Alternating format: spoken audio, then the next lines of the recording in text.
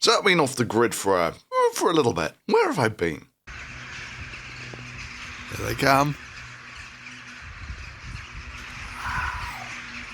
Well, I decided to do a bit of a Ukraine challenge. That is, how far into winter can I get before I turn the heating on? And it got pretty chilly outside, to the point where the square communist snowman showed up. And the temperature inside the apartment got down to a fairly decent 9 degrees. The irony, of course, being that this year there's actually plenty of gas, whereas, the reckoning is it's probably next year is going to be the one where we have gas shortages in Europe. So then I headed back to the UK for Christmas, because it was fairly chilly outside. They had to de-ice the plane, which is always kind of exciting to watch.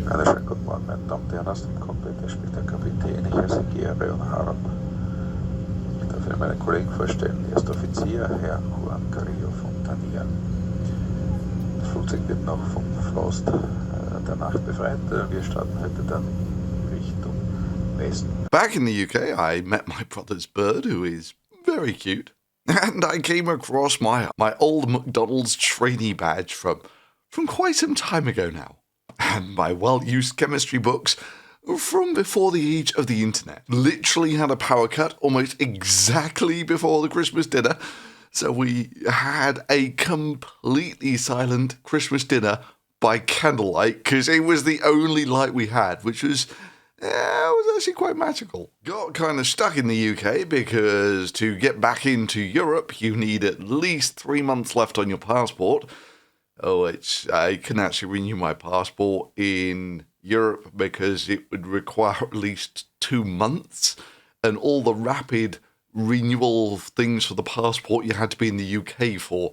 So that was a bit of a bloody nightmare. But in the end, I got my new blue. Yeah, apparently they're blue British passports, which is probably the biggest benefit from Brexit so far. Downside is, 5% decrease in the economy, that sort of thing. But blue passport, so definitely worth it. Yeah, it's bloody crazy. I mean, I've watched some of my old Brexit videos, and it's basically absolutely nailing the shit show that was about to unfold. Not that you had to be particularly smart to appreciate that. You only had to look at how incompetent the government was and then ask yourself, are these really the people that you want in charge of what would be the biggest shake-up in the British law for multiple generations? It was always going to be a disaster. Meanwhile, back in Europe, I did get some nice views of a 360-degree rainbow, which is always cute when you actually get the plane bang in the middle of it.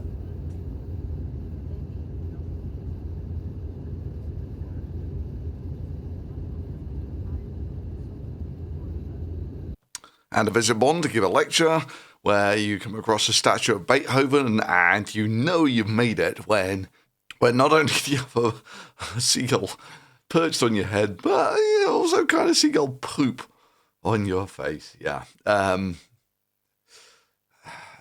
Somehow is this really what Beethoven would have wanted? But in Bonn, I did something I wanted to do for a long time. You see, I'm a bit of a World War II buff, and it was one of the last big sort of set-piece battles of World War II was crossing the Rhine. And so whilst I was in Bonn, sort of walking down towards the Rhine, I was getting all these sort of goosebumps about, all the troops had come this way before. And of course now it's just a regular European city with like Lego stores and Haribo outlet stores and all that sort of thing. So my experience there was completely different to everyone else. But eventually I get down to the Rhine. There she blows in the full glory of the morning light, the Rhine. Some very nice church over there. Anyway, so armies came up here, and that was the formidable barrier, and you can see why. And this is just about the middle of the Rhine. Whew. Bloody ocean.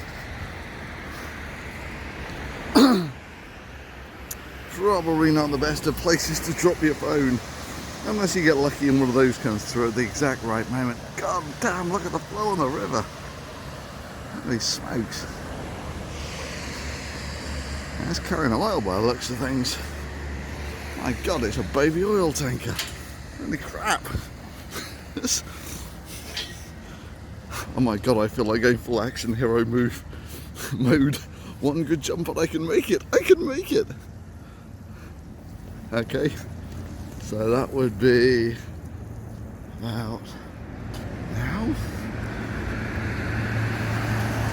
Okay, I might have left it a little late. Oh, now that's the way to jump on. A real eureka moment. Oh, my God, they go down quick. So now we have crossed the Rhine, and there is a hell of a flow in it at the moment.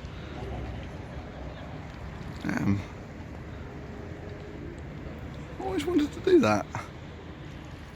Kill. Oh my God, I just noticed this. It's a solar powered bridge. Solar roadways eat your hearts out. That's the real way to do it. And on the way back home, swung past Cologne, where all you have to do is basically stumble out of the train station and you find yourself in front of the cathedral. About the cathedral, of course, is it was actually, well, not directly bombed in World War II, but it was used as basically a target locator because it holds a nice little cross from which you can choose your targets around the rest of Cologne. But yeah, when you take a look at the pictures, it got pretty badly bombed as well. And whilst heading out Dusseldorf Airport, you find they have one of these Gadget Barn sort of Hyperloop SkyTrain. This one was a SkyTrain monorail type thing. So they got a maglev in Birmingham International, but in Dusseldorf it's a SkyTrain. But on these things, you just get a sense of the astronomical cost of these things. And these are the amateur hour ones that sort of go at, sort of sub-bus type speeds. The cost of making these things hundreds of miles long and in vacuum tubes would be just bloody silly. But if I'm being honest, my biggest time sink for the past couple of months has been a game called Hangman, which I've been playing on and off, mostly off, for, since 1990-ish, when it was a much more primitive game. It's a roguelike, and when I first completed it, it took about 2 months. So the thing that's funny about Hangman is when you die, you die. There is no sort of save point. You don't sort of save it, then go try and kill something, fail, and then just reload. Well, technically, yeah, there's no real way of doing that. And so the first time I completed the game, it took about 2 months. You can sort of save it and pause it, but you can't have save points where you can go back to if you die.